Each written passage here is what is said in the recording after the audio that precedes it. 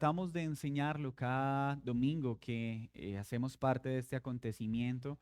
Como iglesia no satanizamos estas fechas, pero le recordamos a las personas que ninguna celebración puede estar por encima del día del Señor y que, claro, es una oportunidad para honrar a las madres, para compartir con las madres, pero lejos de pensar que la honra a las madres se debe solo un día al año. Y es bueno que los hijos recuerden que esa honra especial es un mandato del Señor diaria, ¿sí? Y que de nada serviría llenarlas hoy de regalos si los corazones de los hijos no están interesados en vivir en obediencia amorosa a ellas. Entonces Dios bendiga a aquellas mujeres que Dios ha comisionado con esta hermosa tarea de ser madres y que puedan disfrutar no solo este día, sino el resto de la semana. Hoy vamos a iniciar la introducción a la carta a los Colosenses, pero no quisiera arrancar sin hacer mención en medio de un pequeño paréntesis sobre algunos acontecimientos que están siendo populares en el mundo. Y vale la pena recordar una sencilla pero importante verdad. ¿Cómo puede el mundo, tanto los creyentes como no creyentes, saber cuál es la verdad? ¿Qué es lo que agrada a Dios y qué es lo que desagrada a Dios? Y nosotros podemos concluir que hay una fuente que es totalmente confiable para nosotros, para saber qué es verdad y qué es mentira, y es la preciosa, gloriosa, suficiente, infalible e inerrante palabra de Dios, conformada por 39 libros del Antiguo Testamento, 27 del Nuevo Testamento. Y en este precioso libro se nos enseña que hay un vicario. Y esta palabra vicario en la escritura, que habla de sustituto o representante, no es un título que le pertenezca a ningún hombre, solo a Cristo. Y cuando Cristo asciende a la diestra del Padre, deja un representante en la tierra encargado de guiarnos a toda verdad. Juan 14:16 dice, y os rogaré al Padre, y el Padre os dará otro consolador para que esté con vosotros siempre, el cual es el Espíritu Santo. Cualquier hombre que se atribuya a ser vicario no puede recibir un título diferente a un hereje y falso maestro, sin importar denominación o religión. Así que nadie de la iglesia que ame la palabra puede celebrar que se reconozcan o se elijan hombres que se ponen por encima de Cristo o del Espíritu Santo y que promuevan que ellos tienen más autoridad que la palabra de Dios. Ningún movimiento religioso que diga que como institución o como tradición pueden determinar lo que dice o no dice la Biblia, no es una iglesia de Cristo, es herejía y es importante recordarlo, pues debemos ser fieles a lo que dice la palabra de Dios. Vamos entonces a iniciar con nuestra introducción a los Colosenses. Cierro ese paréntesis. Señor, cada libro, cada carta en tu preciosa palabra fue inspirada por ti, fue dada por ti para edificar a tu pueblo. Y hoy nos reunimos conscientes de que sin la operación de tu Espíritu Santo en este lugar, nuestras almas, Señor, no tendrían alimento. Nuestros corazones no podrían discernir lo bueno y lo malo. Por eso te pedimos que tu Espíritu Santo hoy traiga convicción de pecado, nos guíe a toda verdad. Hoy te exaltamos, Cristo, pues hoy recordamos tu vida, tu muerte, tu resurrección y tu ascensión para bien de la iglesia. Y a ti, Padre, te exaltamos, porque eres tú quien ha escogido un pueblo. Eres tú quien ha provisto junto al Hijo y junto al Espíritu todo lo necesario para que pecadores como nosotros podamos ser salvos. Gloriosa y bendita Trinidad, que como un solo Dios verdadero ha provisto salvación para pecadores. En Cristo Jesús. Amén y amén. Hay una frase que se ha vuelto bastante utilizada por los diferentes entornos sociales. El marketing se ha valido mucho de esa frase y de esa necesidad propia que está arraigada en el corazón del hombre.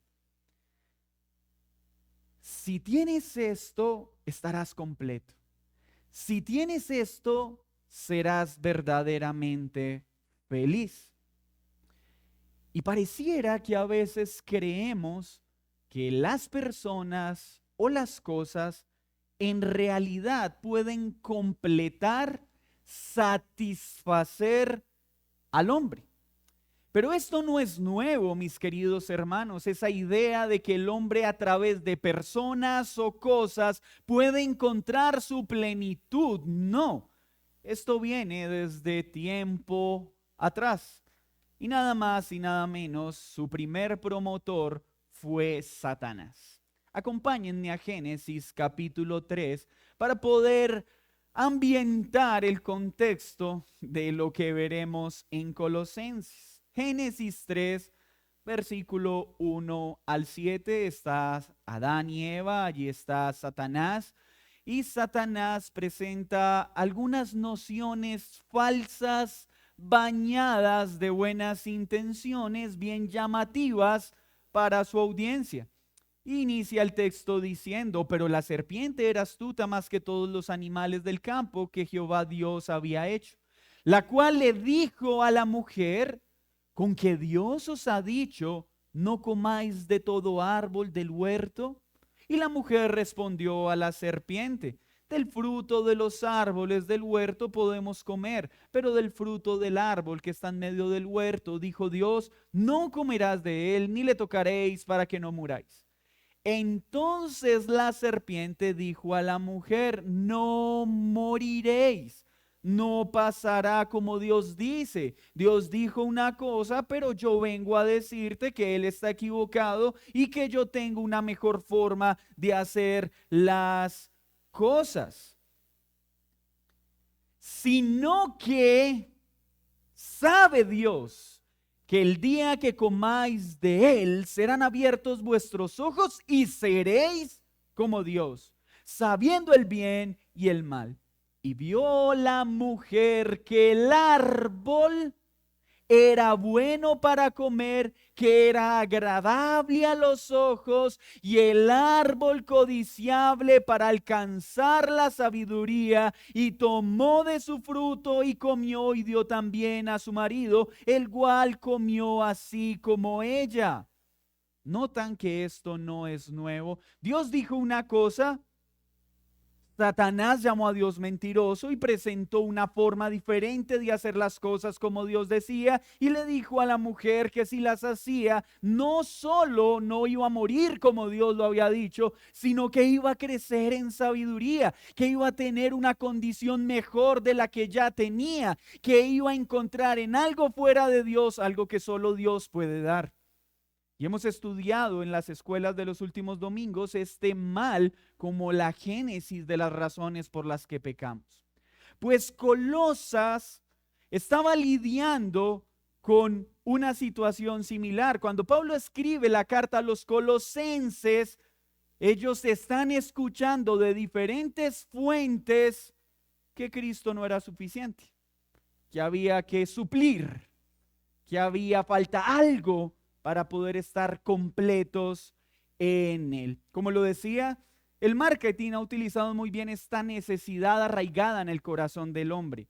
Pues bien sabemos que en el corazón del hombre hay un vacío de proporciones eternas que solo algo eterno puede llenar, y eso eterno es Dios. Un gran escritor dijo: nos hiciste, Señor, para ti, y nuestro corazón está inquieto hasta que descanse en ti. Si no descanso en ti, mi corazón va a lidiar con una enorme necesidad que trataré de suplir en algo diferente a ti. Entonces, si consigues una persona, estarás completo, ya no te sentirás solo. ¿Por qué te vas a casar? Porque es que encontré una persona que me completa. ¿Por qué te vas a ir? Porque encontré un trabajo que me hará feliz. Pero estás abandonando tu familia, estás abandonando la iglesia, pero yo sé que esto es lo que necesito para sentirme completo. Frases como estas desde el hogar: papá, ¿por qué tengo que estudiar? Hijo, tienes que estudiar para que seas alguien en la vida, porque si no estudias no eres nadie. O sea, mi valor lo da un título, mi valor lo da una persona, mi valor lo da una posesión. ¿Y qué de la tecnología? Papá, quiero un celular. Perfecto, vamos a comprar un Nokia 1100. Bueno, esto no lo entienden todos, ¿cierto? El niño: no, papá, yo necesito un celular, pero necesito un iPhone. Lo necesito. ¿Por qué si ni yo lo tengo? Porque, porque es necesario. Pero ¿no será que esta misma sensación por ignorancia muchas veces se traslada también a nuestro caminar con Dios? No logramos entender que estamos completos en Cristo, que Él es preeminente, suficiente, y seguimos tratando de encontrar fuera de Él aquello que solo encontramos en Él. Pablo fue el escritor de esta carta. La escribió desde la cárcel aproximadamente entre el año 60 y 62. Algunos dicen que en el 60, otros en el 61 y otros en el 62. Sabremos en el cielo con precisión cuál fue el año. Este lugar del que estamos hablando es hoy Turquía, y era un centro comercial muy importante, pero para el momento en que se está escribiendo la carta, está teniendo un declive en cuanto a la importancia geográfica que tenía, pero tenía una vía bastante transitada, y allí se reunían personas con diferentes ideas, diferentes filosofías, muy propio de los lugares comerciales, pues por los negocios y las transacciones llegaban personas de todos los lugares que adoraban a diferentes dioses, que entendían diferentes formas de adorar y se reunían para compartir sus distintas filosofías. Parece que para este momento el cristianismo estaba comenzando a ser visto en esta región como una filosofía más entre las demás filosofías, una idea de un Dios aparte de las otras ideas de Dios. Pero no, Cristo no es una idea, Cristo no es una filosofía, Cristo es el camino, es la verdad y la vida. No hay verdades, hay una sola verdad, y esa verdad es Cristo.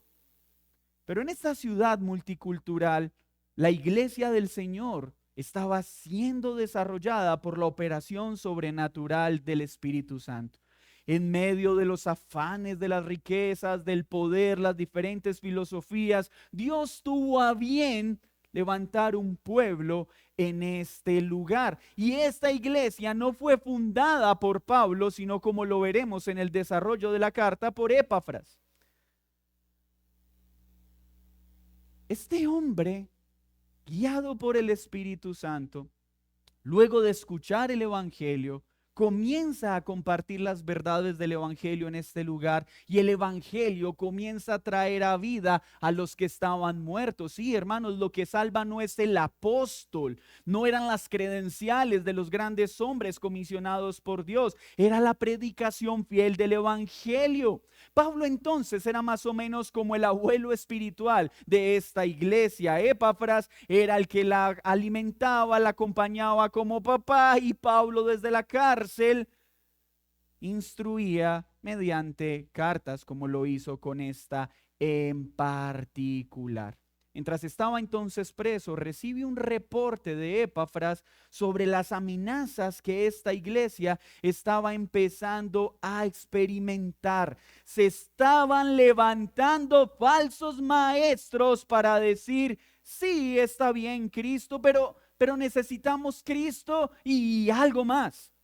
Para poder experimentar una verdadera vida de santidad, necesitamos algo más.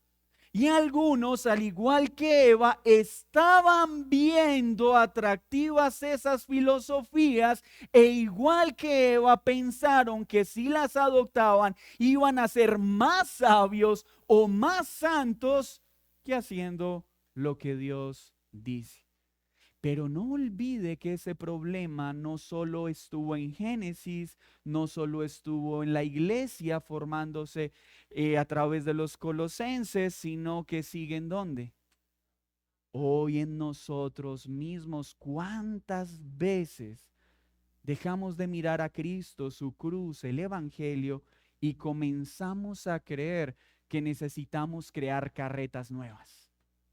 Que necesitamos introducir al evangelio o a la vida de iglesia cosas que Dios no ha ordenado. ¿Recuerdan lo que le pasó a David? David también cayó en esta oferta interesante. Vamos a ir por el arca de la presencia. Sí, vamos. Yo soy el rey. Quiero hacer una carreta nueva con la mejor madera y quiero que se transporte allí el arca de la presencia de Dios.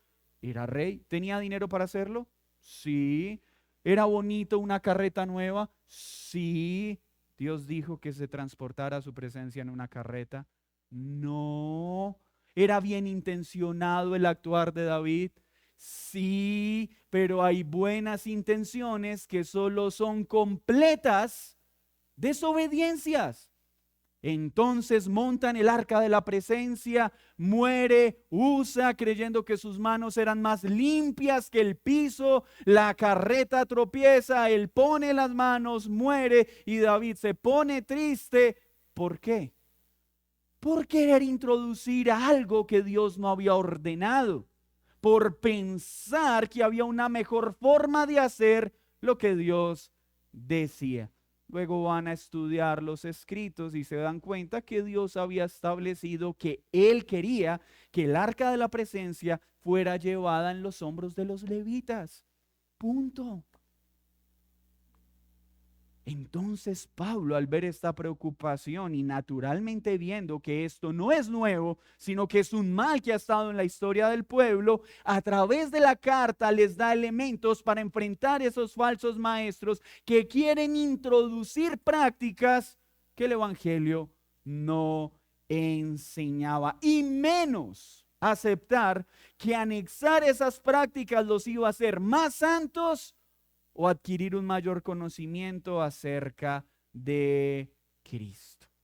Así que podríamos decir que el tema principal de esta carta es lograr que la audiencia entienda la preeminencia y la supremacía de Cristo sobre todas las cosas. Es decir, Cristo es superior a cualquier idea, a cualquier filosofía, a cualquier movimiento religioso.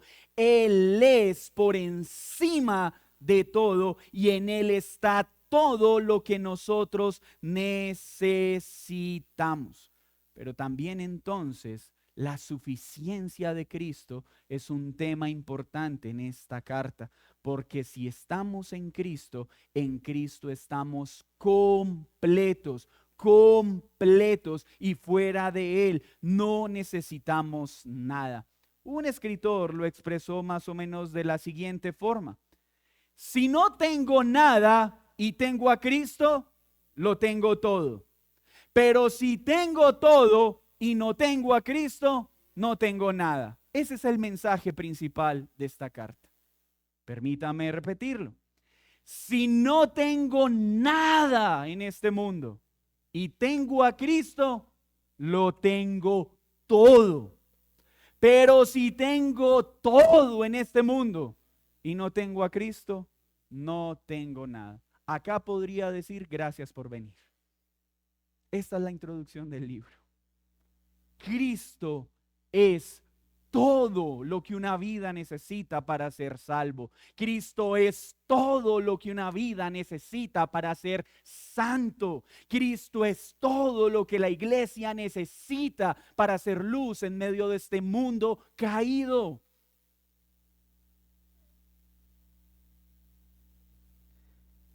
¿Cuál sería tal vez la macroestructura de este libro? Aunque vamos a verlo en secciones, podríamos hablar de dos grandes divisiones.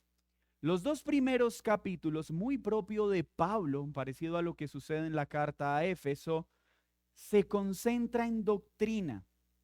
Dos capítulos enseñándole a la iglesia en Colosas qué es estar unido a Cristo. La belleza de estar unido a Cristo. Los privilegios de estar unidos a Cristo. Y en el capítulo 3 y 4 enseña la vida práctica, es decir, cómo se ve una vida que está completa en Cristo. Permítame repetirlo. Los dos primeros capítulos, que es estar completo en Cristo. Y los segundos, el capítulo 3 y 4, cómo se ve una vida que está completa en Cristo. Así que esta carta va a ser muy importante para nuestra iglesia. Porque, hermanos, temo con preocupación algo, y no yo, la Escritura. Muchas veces podemos estar reunidos en una congregación y creer que la luz que creemos tener es luz y en realidad es oscuridad. Hay personas que pueden creer que están completas en Cristo, que su vida está en Cristo sin estarlo. ¿Y cómo puedo verificar si mi fe es real, si verdaderamente estoy completo en Cristo, si en mi vida puedo ver lo que el capítulo 3 y 4 de esta carta enseña? He ahí los rasgos. Y permítanme dejar algo claro. En esa preciosa tensión entre la soberanía de Dios y la responsabilidad humana, no podemos perder de vista el orden de los factores. La Biblia tiene un patrón precioso. Antes de hablar de órdenes y de conducta, siempre habla de indicativos. Los indicativos siempre están antes de los imperativos. Dios, antes de decirle a la iglesia cómo debe vivir, le enseña a la iglesia lo que Él hizo, la provisión que le da para que como consecuencia de esas bendiciones espirituales podamos vivir como a Él le agrada. Y es hermoso lo que vamos a ver acá. Pablo no inicia: Colosenses, ustedes tienen que hacer esto, deben vivir de esta manera, corran a hacerlo porque si no son merecedores del infierno. Eso es lo que predica el legalismo. Tienes que hacer para ser salvo. Y si no haces, estás condenado. El cristianismo, la escritura, primero nos dice: mira a la cruz. Mira lo que Cristo hizo, está haciendo y va a hacer. Mira cómo en Cristo eres transformado. Lo viejo ha pasado, ha llegado todo lo nuevo. Mira a Cristo y la provisión que tienes en Él y en tu espíritu para ahora encontrar delicia viviendo en la forma en que Él lo ha establecido. Ve, sé diligente, despójate de ese viejo hombre con seguridad y alegría, porque ahora estás en Él y vives para Él. Así que les pido, por favor, seamos muy juiciosos en este estudio para encontrar nuestra plenitud en Cristo y que la consecuencia de eso sea que nuestras vidas empiecen a reflejar a ese Cristo en el que hemos creído y a ese Cristo que nos ha salvado por gracia y solo por gracia. Esta carta entonces es netamente cristocéntrica y hace una de las exposiciones más preciosas acerca de Cristo. Acompáñeme a Colosenses 1, 15 al 20. Aunque hoy no la vamos a estudiar, es necesario leerla. Colosenses 1, 15 al 20.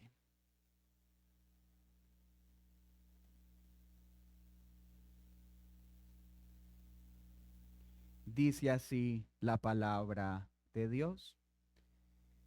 Él es la imagen del Dios invisible, el primogénito de toda la creación, porque en Él fueron creadas todas las cosas, las que hay en los cielos y las que hay en la tierra, visibles e invisibles, sean tronos, sean dominios, sean principados, sean potestades. Todo fue creado por medio de Él y para Él. Y Él es antes de todas las cosas. Y todas las cosas en Él subsisten. Y Él es la cabeza del cuerpo que es la iglesia, el que es el principio, el primogénito dentro de los muertos, para que en todo tenga la preeminencia, por cuanto agradó al Padre que en Él habitase toda plenitud, y por medio de Él reconciliar consigo todas las cosas,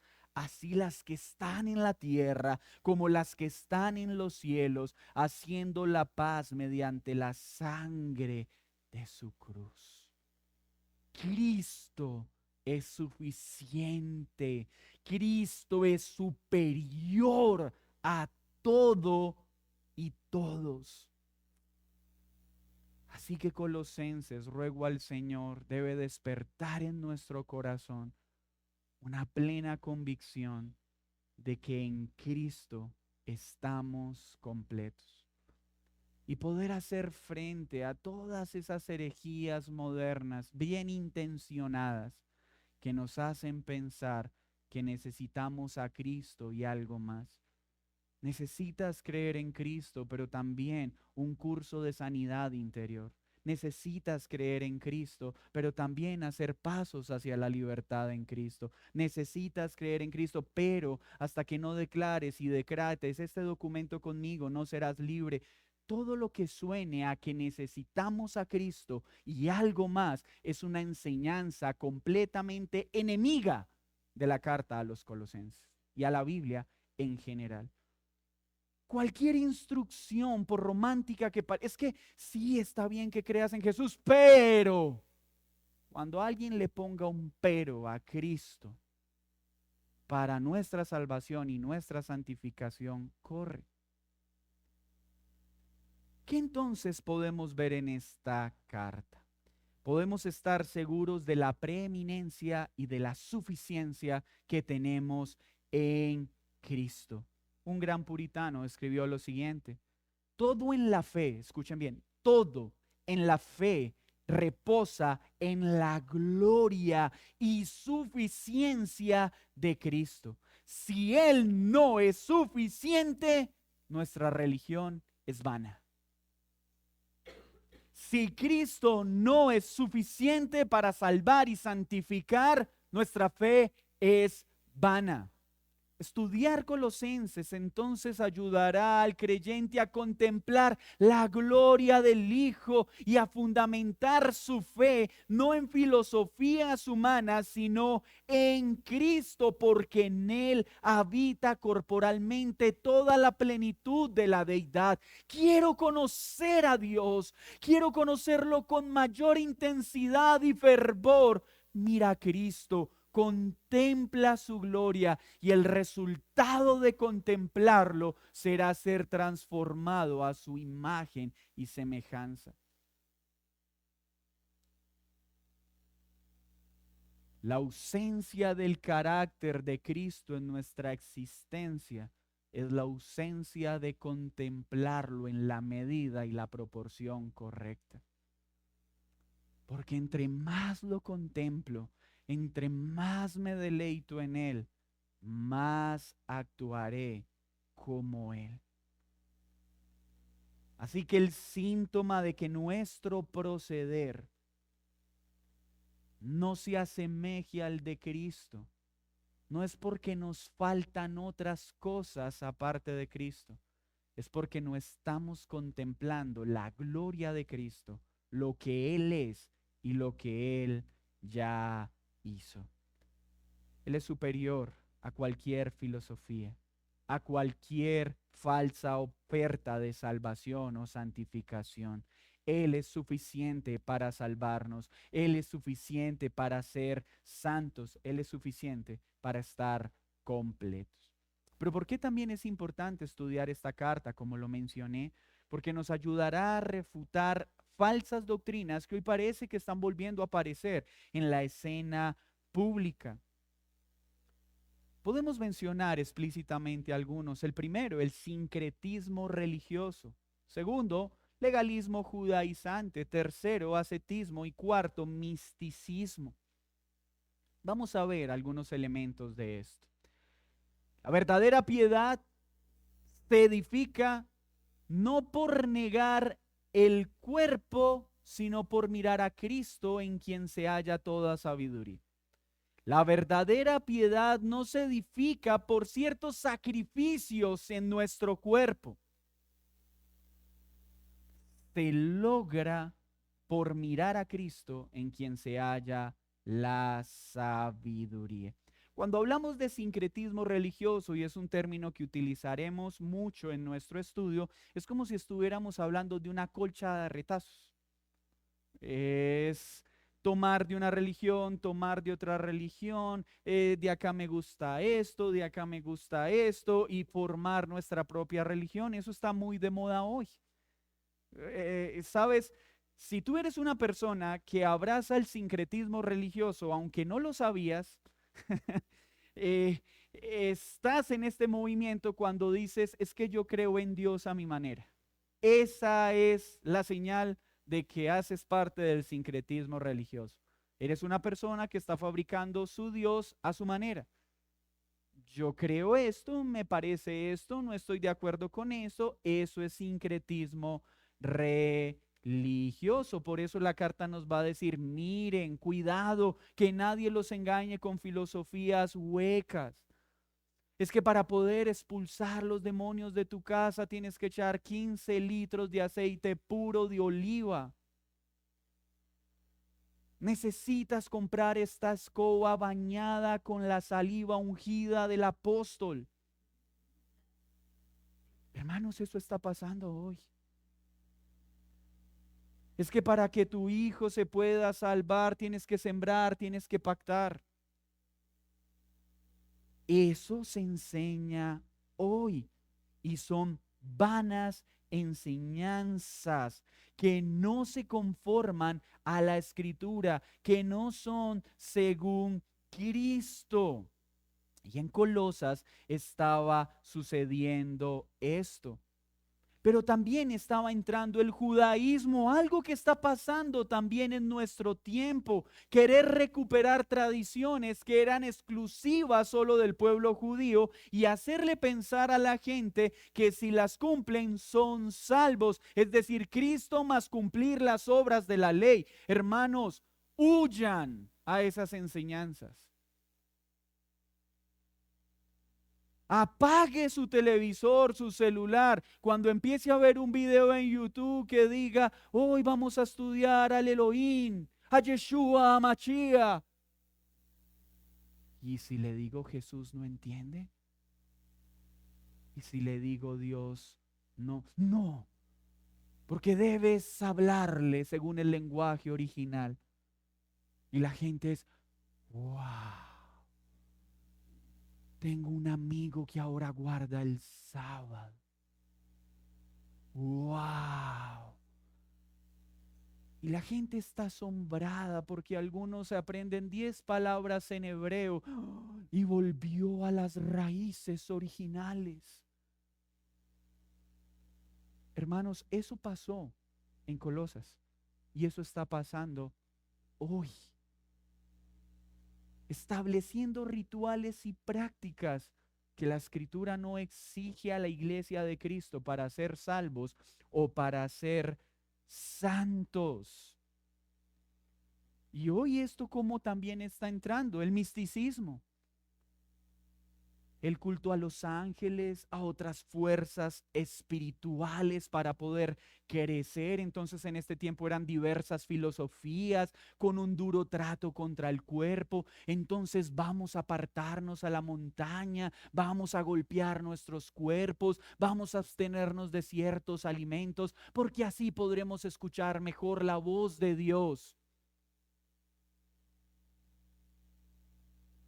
¿Será que Dios tiene problemas de audición que se ajustan con ciertos rituales? ¿Es en serio esto una posibilidad? No. Cristo es suficiente para salvar. Cristo es suficiente para santificar, pero en nuestro tiempo tenemos problemas ahora con todo este movimiento terapéutico moderno para ayudar a las personas a solucionar sus problemas. No, Cristo no es suficiente. Necesitas un coach. Y preferiblemente si es cristiano. Hermanos, esto está pasando. Y las personas están perdiendo su confianza en la Escritura. Y están pensando que su libertad no está en ellas, sino que necesitan ciertas prácticas y ciertos rituales para poder ser salvos y poder ser santos. No estamos diciendo que no necesitamos ser enseñados y discipulados e instruidos como la Escritura lo enseña, pero no con las sutilezas manipulativas con las que hoy se intenta promover que necesitamos otras figuras fuera de la iglesia. ¿En qué momento pasó esto en la iglesia? En el momento en que dejamos de creer lo que Colosenses enseña, que Cristo es suficiente. Y cada vez que dejamos de creer que Él es suficiente, tratamos de completar esa necesidad con cosas fabricadas por manos humanas. Entonces, mis hermanos, cuidado con el misticismo, creer que hay que adorar ciertos ángeles, con esos cursos de demoniología para saber cómo expulsar demonios y cómo sacar al demonio del adulterio y cómo sacar al demonio de la fornicación y cómo sacar al demonio de la pobreza. Mis hermanos, si leemos la Biblia, no son demonios. Se llaman obras de la carne, celos, iras, contiendas, arrebatos de ira, disensiones, adulterio, borrachera. Sí, si usted lidia con el adulterio, con la borrachera, con la homosexualidad, con la ira, con los celos, no necesita que le saquen un demonio. Lo que necesita es ser traído a vida para que las obras de la carne desaparezcan y el fruto del Espíritu se haga evidente en nuestra vida: amor, alegría, paz, paciencia, amabilidad, bondad, fidelidad, humildad y dominio propio. Todas estas cosas vienen para aquel que está completo en la persona de Jesús, aquel que ve a Cristo como suficiente.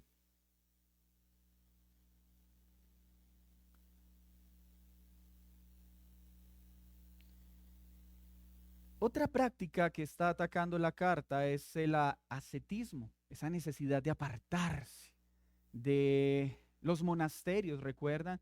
Es que para poder hacer frente a los apetitos de la carne, vamos a encerrarnos y a dedicarnos a contemplar las verdades de Dios para que los males de la carne desaparezcan. Y la época monástica nos dejó esto claro: contra los apetitos de la carne no es ayunar o encerrarme en una casa, es encontrar mi suficiencia en Cristo, porque así me encierre en una burbuja de cristal. Si Cristo no es todo para mí, allí me alcanzará la fornicación, allí me alcanzará el adulterio, allí me alcanzarán mis tristezas, porque esto solo desaparece, solo pierde su poder para esclavizar un alma no huyendo de este mundo, sino sumergiéndome por completo en la persona de Jesús.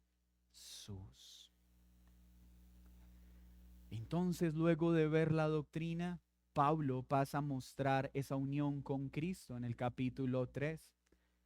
Dice un escritor lo siguiente: mientras más consciente sea el cristiano de su unión con Cristo, más firme caminará en santidad. Hermano, ¿escuchó esto?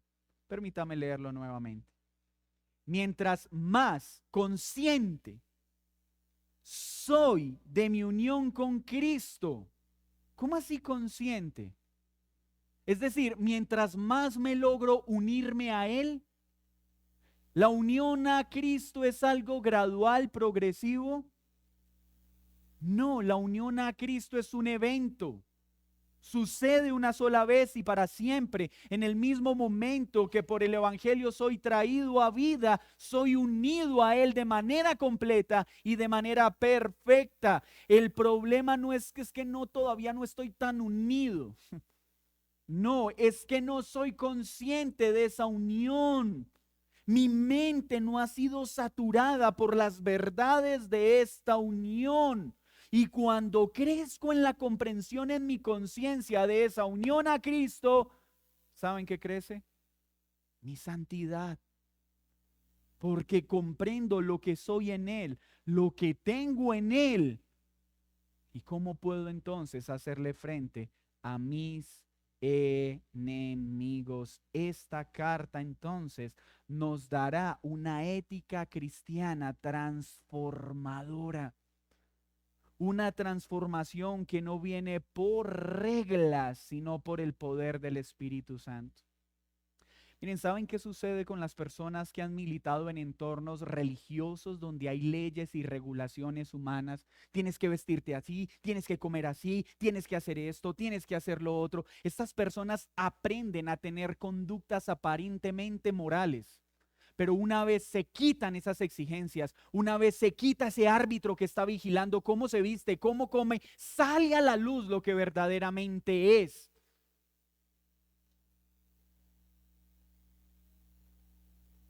Pero cuando es una obra del Espíritu Santo, no necesito un pastor que controla mi manera de vivir. No necesito un hermano parado en la puerta para que me mida qué tan larga o qué tan corta es la falda. No, porque ahora quiero vivir de manera piadosa por la operación del Espíritu Santo que está en mí, no por imposiciones externas que no cambian el corazón de nadie. Hay personas que se portan muy bien por miedo a sus autoridades, por miedo a sus hermanos, pero no porque sus corazones fueron transformados por la operación del Espíritu Santo. Pero este mal no solo era en Colosas. Este mal, ¿a quién atañe? A todos nosotros hoy. Porque con estos problemas seguiremos lidiando hasta que Cristo regrese. Y luego pasa Pablo a mostrar entonces esa unión, esos aspectos, cómo inciden en la familia y en la sociedad. Cómo es el esposo, cómo es el amo, cómo es un hogar. Miren lo que dice este puritano. Donde Cristo reina en el corazón, habrá orden en el hogar. Cuando Cristo reina en el corazón, la esposa vivirá como ayuda idónea, atendiendo ese precioso rol de sujetarse a la autoridad de su marido. El esposo será cabeza de su hogar, no enseñoreándose y atropellando a aquella persona que fue puesta bajo su cuidado, sino guiándola con firmeza y en amor.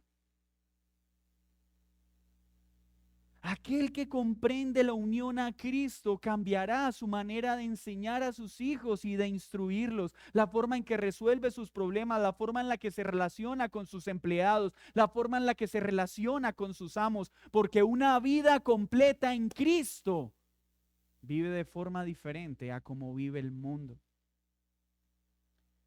Y termina Pablo haciendo una importante exhortación hacia una vida de oración y de sabiduría, una piedad práctica que se refleja en el Evangelio. porque al final, ¿para qué somos salvados? ¿Para qué somos santificados? Para dar a conocer esas glorias del Evangelio, para que muchos crean y se salven, muchos crean y sean santificados, porque el Evangelio que está en la carta a los Colosenses no es solo para salvación, sino también para santificación. Y esta es la administración de la que Pablo habla, a la que nosotros somos llamados, predicar el precioso Evangelio sin agregar ni quitar nada. Thomas Watson dijo: un alma ganada por oración y palabra sabia glorifica más a Dios que 1000 argumentos vacíos. Este tiempo donde la apologética ha cogido gran relevancia y donde los argumentos se han convertido en un elemento importante para defender la fe, se escasea con la gloria del Evangelio. No hay ningún argumento apologético que tenga el poder para salvar un corazón como lo tiene la verdad sencilla y gloriosa del Evangelio.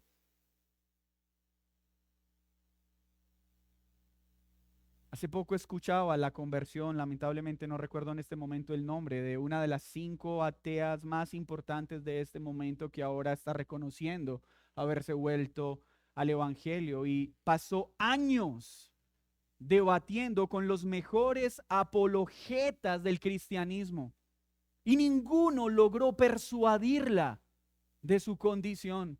Y un día, en medio de una depresión, cuando toda su fuerza argumentativa y racional se vino abajo, un psiquiatra valiente le dijo: tu problema es que estás en bancarrota espiritual. Ahí no hubo ADN, ahí no hubo una estructura irreductiblemente compleja que debatiera que definitivamente la evolución no es cierta. Necesitas conocer a ese que has atacado todo este tiempo en tu vida. Y solo allí, cuando conoció a Cristo, en medio de su bancarrota espiritual, fue donde verdaderamente fue traída a vida. Un alma ganada por la oración y por la palabra sabia del Evangelio glorifica más a Dios que un alma que tiene más de 1000 argumentos vacíos en su mente. Cuidado, no sea que estés estudiando mucha apología y poco evangelio. Conclusión: estudiar Colosenses es vital para mantener la centralidad de Cristo, proteger la iglesia del error, promover una vida de santidad, pero como consecuencia de la unión a Cristo, no por esfuerzos meramente humanos. Estudiar esta carta nos ayudará a tener un hogar, a tener vidas laborales según Cristo y no según nosotros. Y que al terminar esta carta, muchos puedan decir: se nota que has pasado tiempo con Jesús. ¿Cómo ha cambiado tu matrimonio? ¿Cómo ha cambiado tu trato con tus hijos? ¿Cómo ha cambiado tu trato con tus empleados? ¡Qué buen trabajador eres!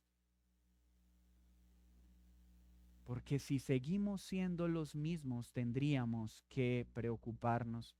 Iglesia, cuidado con esa tentación de querer buscar algo fuera de Cristo.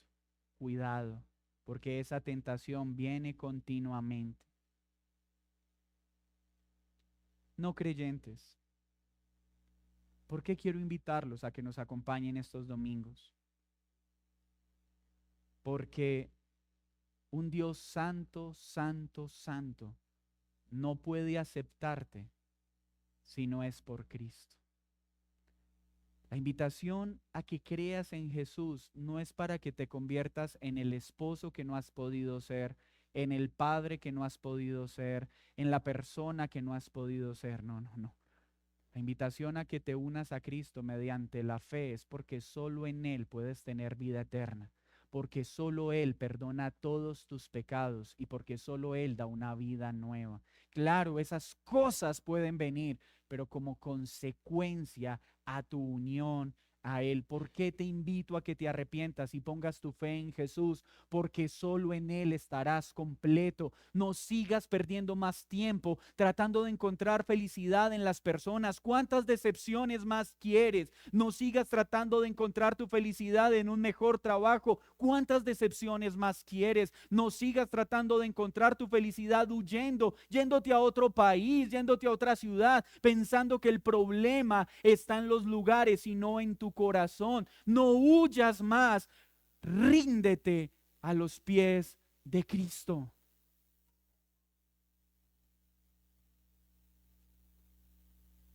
Cuando dejamos de mirar a Cristo, empieza a surgir en nuestro corazón el deseo de huir.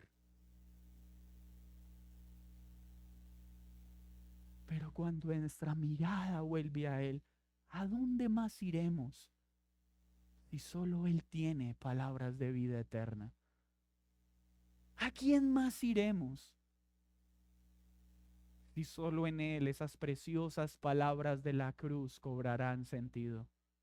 Completo está, completo está. No necesitamos otro lugar, no necesitamos otra experiencia. Necesitamos hacernos más conscientes de esa preciosa unión que tenemos en Cristo. Y así pues, cada circunstancia podrá asumirse con sabiduría, diciendo: estoy unido a ti, y lo que dispongas será aceptado, aunque duela. Amén. Señor, te damos muchas gracias por esta breve introducción. Aviva nuestra conciencia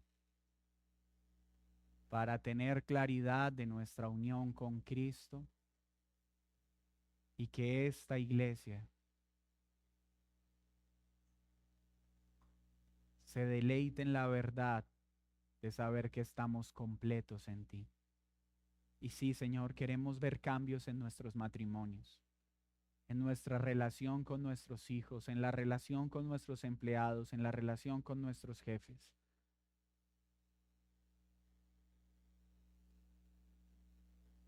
Pero por causa de nuestra unión a ti, por causa del uso diligente de los medios de gracia que has provisto para vivir esa vida de santidad a la que tú nos llamas. Señor, que al estudiar esta carta cambie todo nuestro ser, pero también nuestro actuar. Que vean un cambio en lo que publicamos en las redes, que vean un cambio en cómo vestimos, que vean un cambio en cómo hablamos, que vean un cambio en cómo hacemos. Pero ya no por agradar a los hombres, sino para agradar a nuestro precioso Salvador. Recibe toda la gloria y la honra en Cristo Jesús. Amén. Vamos a tomar la cena del Señor, mis hermanos. Le invito a que incline su rostro.